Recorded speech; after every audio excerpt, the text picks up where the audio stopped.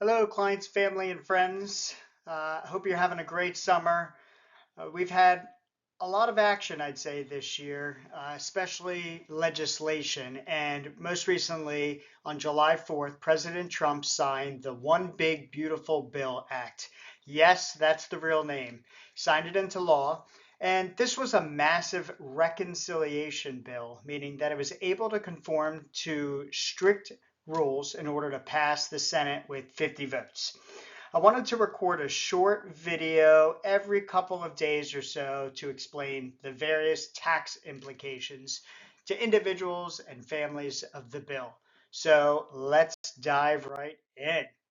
So, big picture, what did this bill accomplish? Well, here's a chart from Charlie Bilello summarizing the main tax provisions.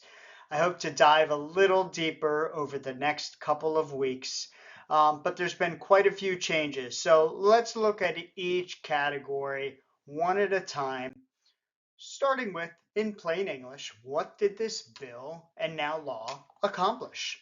Well, number one, it made tax planning more complicated after the original Tax Cuts and Jobs Act under the first administration tried to actually simplify the tax code. It mostly kept the tax brackets, the standard deduction, small business deductions, and child tax credits the same, but it made them permanent. It extended some. It added inflation adjustments to other and made small modifications to them. Contrary to the headlines, most of the tax provisions actually include income limitations and primarily benefited low to middle income families and actually penalized higher income households. The new law included a slew of new deductions to fulfill campaign promises. These include no tax on tips and overtime, no tax on Social Security, although not really, you'll see in a moment, an expansion to 529 college savings plans and deductions on auto interest, and much, much more. So let's look at the new tax brackets, who it benefits the most, and then the changes to the standard deduction. So as you can see from the chart on the right, in green, you'll see the changes, but mostly the tax brackets from the first term remain the same. The main changes are highlighted in green. More income was pushed into the lowest two tax brackets, so the 10% and the 12% brackets, benefiting the lower income households the most. On the next slide, I'm going to take a look at the many standard deductions that taxpayers claim.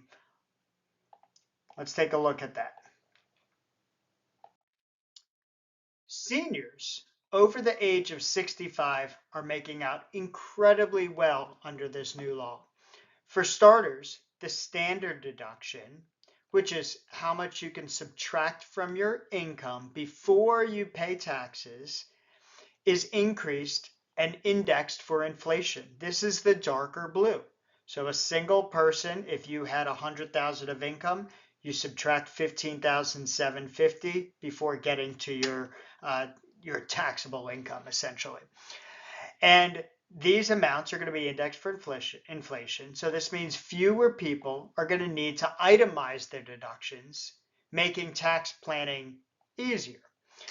Then all seniors, this existed before, over 65 get an additional deduction or subtraction from their income of $2,000, with married filing jointly when both spouses are over 65 getting an additional $1,200 bonus. And now there's this new deduction, the $6,000 deduction per person who's over 65, which was created as the legal alternative to the no tax on Social Security pledge, which I'm going to discuss on the next slide. So no matter what, you take your income, a single individual over 65 can subtract 23,750, married filing jointly anywhere from 39,500 to 46,700 off of your income. Now, the big pledge on the campaign trail was no tax on Social Security. This didn't really happen. So currently, taxpayers pay taxes on up to 85% of their Social Security benefits, depending on their income. It may be no taxes, it may be 50% of their Social Security is taxed, but up to 85% of their Social Security benefits can be taxed. And this is, let's see, let's go to the next one first. In fact, this is still the case. There's a new deduction for seniors over 65.